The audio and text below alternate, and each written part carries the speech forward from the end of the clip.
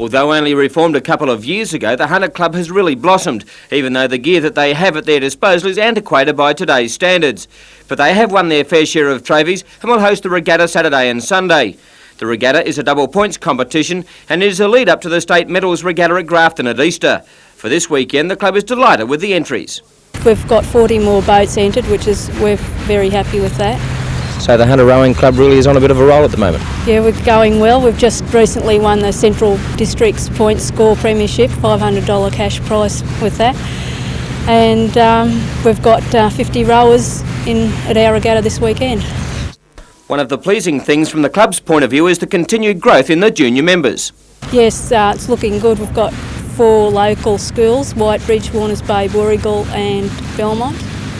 And more to come, we hope. And the newly formed Hunter Valley Grammar School next year will be competing.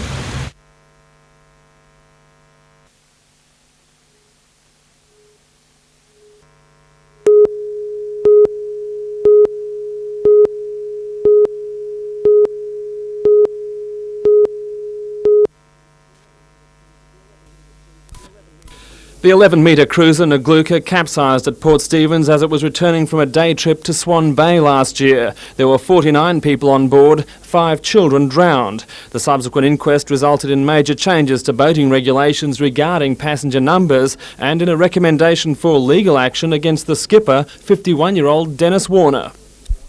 Mr Warner was charged with 5 counts of culpable navigation resulting in the deaths of the children. His trial began at East Maitland Court 2 weeks ago. In the subsequent hearings, the jury heard evidence from 14 Ngluka survivors and half a dozen expert witnesses. They were out for 2 days wrestling with their verdict. Parents and relations of the dead children were present today to hear the guilty verdict handed down. Some members of the jury wept as the verdict was handed down, and relatives of the dead children who'd followed the case from day one were equally distressed. Although the victims' parents declined to comment, the grandparents of one of the victims, 5-year-old Amanda Lee Frost, said justice had been served. Bear no animosity to Mr Warner. We are sorry for him, but we feel that justice has been done insofar as we lost our grandchildren. I would add one thing more, a plea to all boat owners to heed this as a warning that 49 people on a boat just doesn't work. That advice was also heeded by a key witness at both the inquest and the trial, Maritime Services Board Captain Peter Williams. Yes, there must be advice to the outcome. In fact, they already have been advised. You're anticipating that'll have an effect on your policies? Yes, they're already moving on recommendations from the coroner. Mr Warner will be sentenced tomorrow. However, both the prosecution and defence have advised that they don't feel a jail sentence is appropriate. At one stage, Mr Warner took the stand during the pre-sentencing. Speaking in a subdued voice, Mr Warner told the court it was impossible to describe his anguish and pain since that day. He said the tragedy had been a soul-destroying thing. Mr Warner's bail conditions were allowed to stand overnight, pending his reappearance at East Maitland Court tomorrow morning at 9:30. Tom Hilston, NBN News.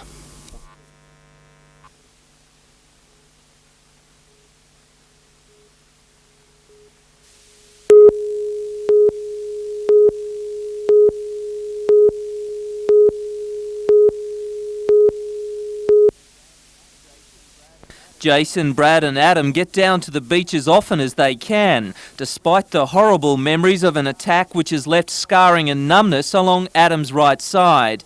It was the summer of 1989. The three were surfing at Half-Tide Beach south of Evans Head when Adam was grabbed by a 5-metre tiger shark, which ripped into his flesh and took a huge bite out of his surfboard. Just metres away, Jason and Brad paddled to his aid.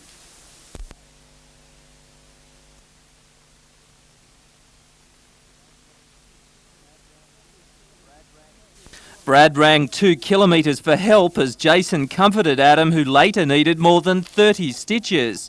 Adam has nothing but praise for his mates, who probably saved his life. Well, I think it's great that they've finally been recognised for doing what they did, and really pleased that they're getting in such a way.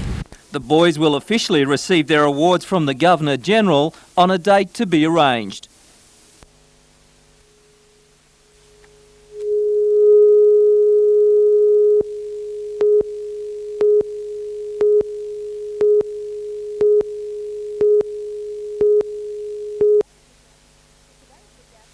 Today's regatta is the second last on the New South Wales calendar for this season and is a lead-up to the State Medals Regatta in Grafton. 400 scullers from 13 clubs battled it out in smooth, windless conditions on Lake Macquarie.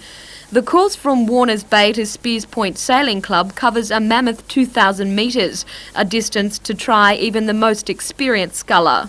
While the sport of rowing flourishes in Sydney, in Newcastle it is still in its infancy. Most of the 80 scullers who compete for the Hunter Club have taken up the sport through local schools including Booragul, Whitebridge and Warners Bay. Hunter is well down in the overall state point score, and it will be many years before the fledgling club is able to compete at the same level as Sydney clubs like Drummoyne and St George. To racing of a very different sort, and the main event at the Newcastle Motordrome last night was the Mobile Modified Challenge. Beresfield driver Graham Gillespie and Sydney's Barry Bundy fought a furious wheel-to-wheel duel for most of the 20-lap race. The lead was swapped several times, with Bundy eventually taking the checkered flag ahead of Gillespie and Terry Hopwood.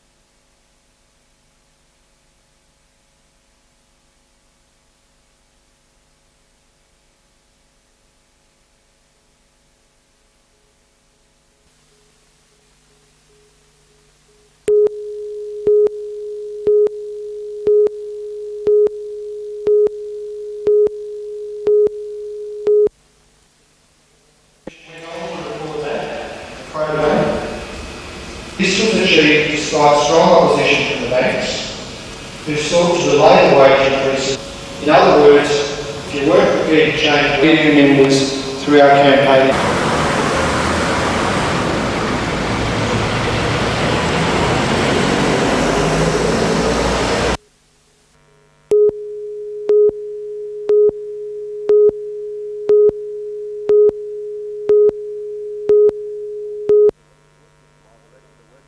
While the rest of the workforce was hard at it on a balmy Monday, two of the night's heroes from Saturday were simply relaxing on one of the world's great beaches.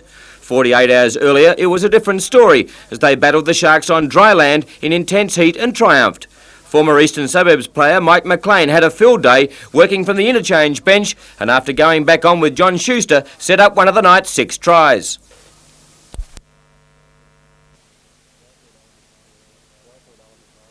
Yeah, I thought Alan McMahon and Alan Bell used it very well. I think we've got a good set of forwards, probably 9 or 10 of us, and to use us on a round circle basis like that works well for us. Schuster has taken a little while to adjust to the league code, but he again showed his class out wide.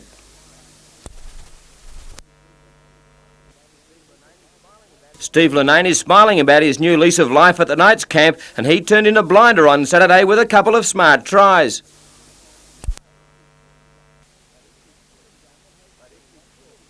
But it's his kicking game that has everyone talking. A couple went out in the full, which hopefully we can rectify, but we've done a fair bit of work on that.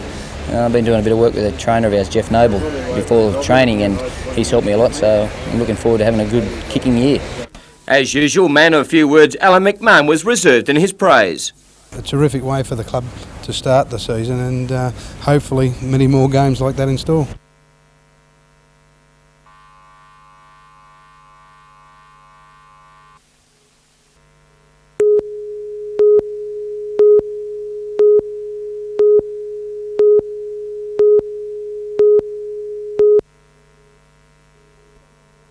The issue centres around Westpac's submission to the Industrial Relations Commission to introduce Saturday work shifts at regular pay rates.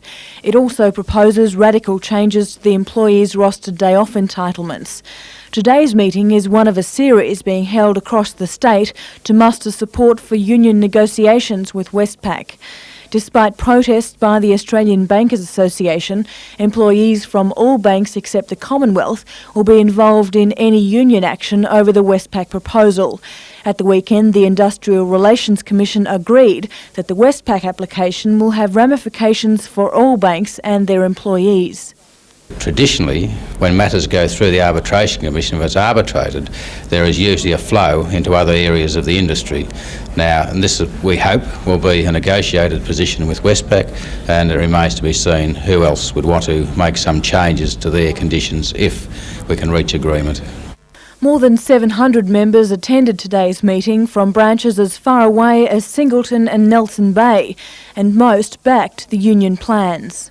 They endorsed a proposal that we, as a union, enter negotiations with Westpac on this particular subject, and on the condition, of course, that we come back to further stop work meetings to report the outcome of those decisions, so that the members can then make the decision as to what action they take. Either they accept the proposal or they come to some other alternative line of action. Some banks operated on skeleton staff during the 2 hours of the meeting, others were forced to close. Alison Peters, NBN News.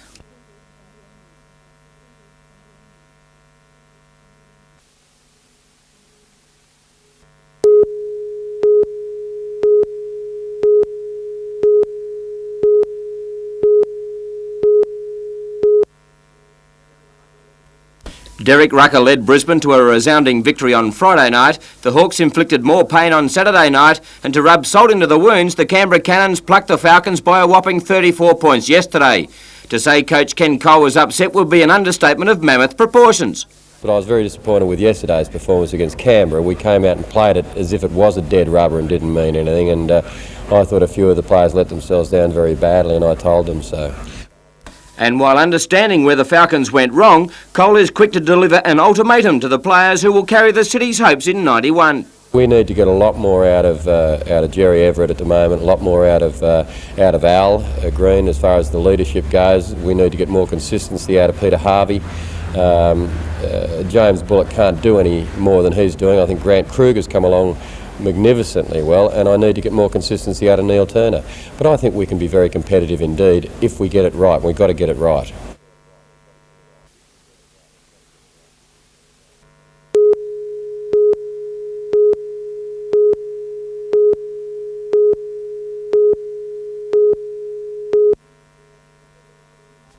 Federal Minister for Transport Bob Brown chose Hamilton Public School to launch the booklet, but before the proceedings got underway, he made sure he had the full attention of the pint-sized audience.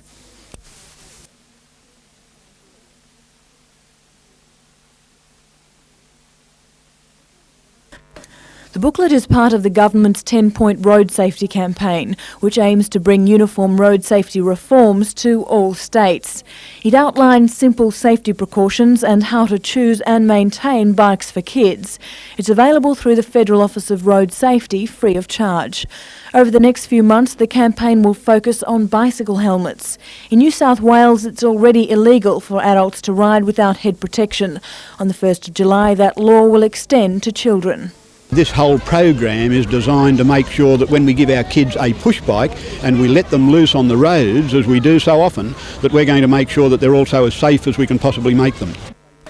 Many students nervously submitted their bikes to the equivalent of a roadworthy check, with an imposing-looking police officer issuing repair advice tickets for flat tyres, wobbly wheels and crooked handlebars. But the group got full marks for personal safety, as all were wearing their stack hats.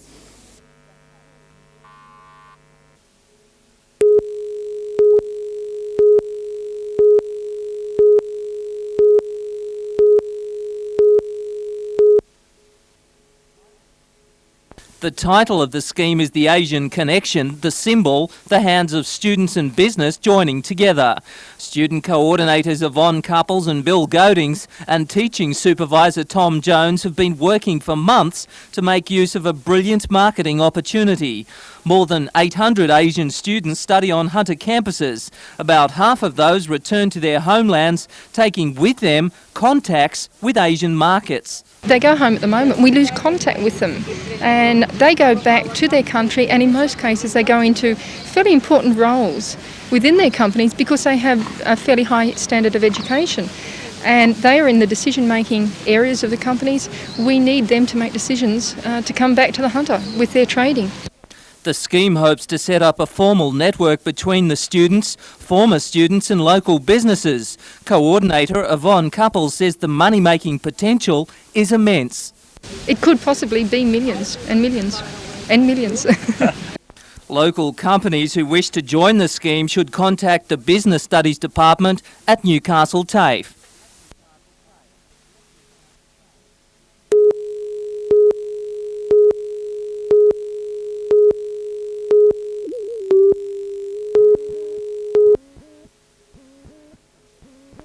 The reduction of lead in petrol has made significant improvement in the amount of the substance making its way into our system from that source.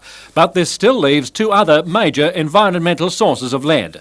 Industrial emissions, particularly in the Bullaroo-Argenton area, are known to contain high concentrations of lead. However, the Public Health Unit says there's little information on the level of exposure of young children. The study would sample the blood lead levels of children aged from 1 to 4 and also measure the lead content of soil and dust throughout the Newcastle area. The other main source of the substance is in weathered paint flaking from old buildings. Many people once covered their weatherboard houses with lead-based paint, and recent earthquake repairs have disturbed the deeper layers, creating a potential hazard. Youngsters will be targeted in the study because lead has subtle effects on the developing nerve system of babies and infants in particular. Sam Smorgan. Two of the paintings, De Belle's Prima Donna and Fairweather's Fu Chow, Farquhar said he bought through a man he met at the Royal Hotel in Coogee. He said he paid $52,000 in good faith and was the victim of a confidence trick. He told the jury, "Never in my life have I ever done a dishonest thing with regard to stealing or receiving a single thing." But the Crown claimed he'd made up the story, that Murray Farquhar was a very unlikely victim of a confidence trick. After struggling to reach a verdict for nearly 14 hours, the jury finally returned and declared the former Chief Magistrate not guilty. Farquhar leant forward in the dock, hugged his barrister and said, "I didn't believe it." Well, I feel very tired, very happy and glad that finally justice has been done. But it will be a short celebration. Mr Farquhar returns to court tomorrow to face another charge. He's accused of conspiring to obtain a false passport as part of an alleged plot to steal billions of dollars in gold from the Philippines. Paul White, World Tonight.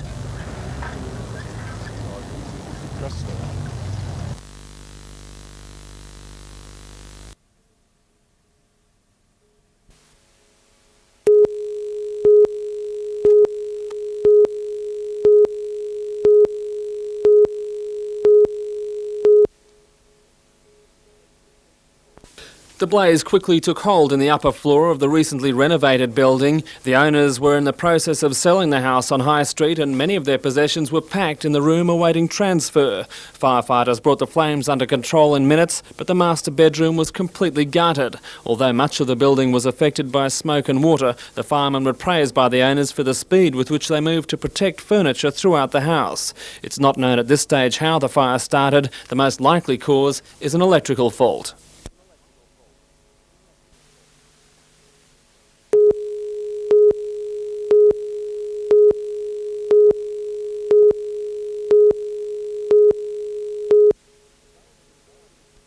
The gold of Australia was conspicuous on the greens of Charlestown today, as was the unorthodox style of Ian Taylor. It will be the first time the South Australian has represented his country, and he's understandably enthusiastic. Certainly a big thrill to be selected to represent Australia, and I reckon it's a very good thrill to be playing against these four other guys who are really top players. More experienced, but facing a task just as tough, is Trevor Morris. He and Ian Schuback won a gold medal at the Auckland Commonwealth Games, and the pair are confident of repeating the dose against the Kiwi world champs Peter Bellis and Rowan Brassey. We played the series in Christchurch last year against Peter and Rowan, and we beat them 3-love, so we're pretty confident about doing it again. Meanwhile, at Cahaiba, staff were putting the finishing touches on a green that should please both sides. Pretty good. The surface is very good and very smooth and nice to play on. Pace probably around about 15 seconds, which is good for bowls.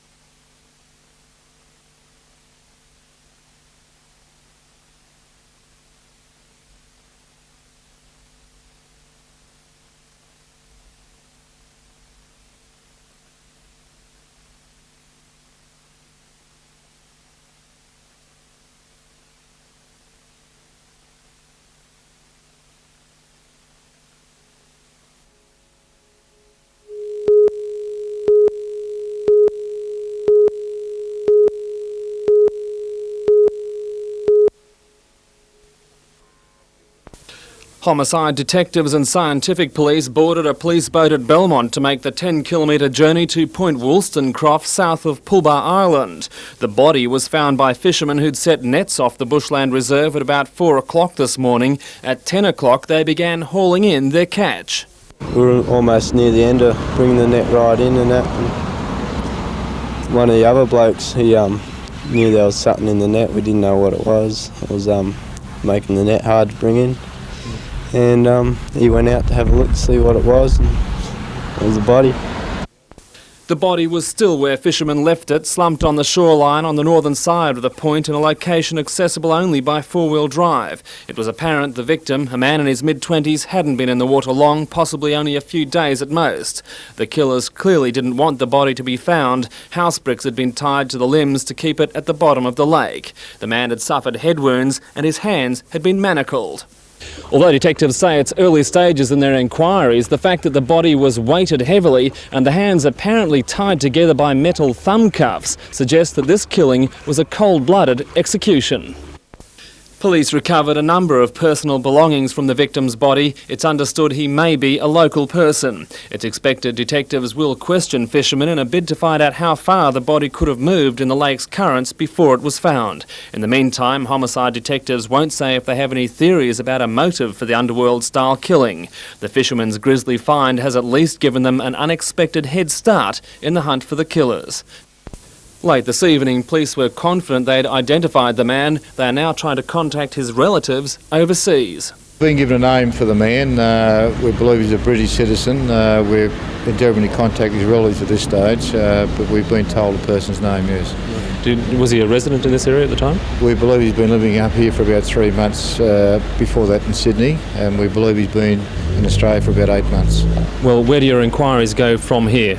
Well, at this stage we're just about to go to the post-mortem examination, and from there we'll continue from there until we establish the cause of death.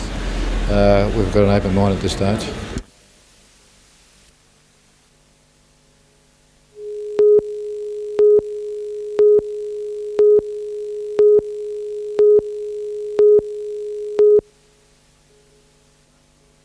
Last year's beaten grand finalists, Penrith boast a wealth of talent, and last week against Illawarra sounded a warning to other clubs that they once again will be awfully hard to beat.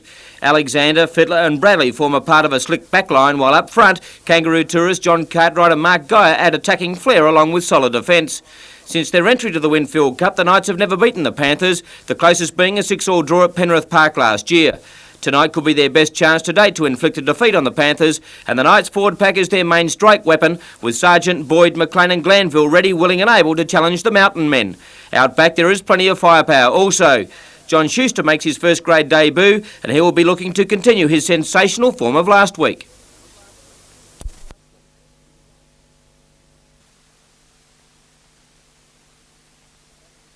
The battle between the halfbacks, Steve Carter of Penrith and Steve Linnane of the Knights, should be a beauty and could decide the outcome of what will be a fierce contest. You can catch all the action of the Knights-Penrith clash on NBN tonight at 8:30 p.m.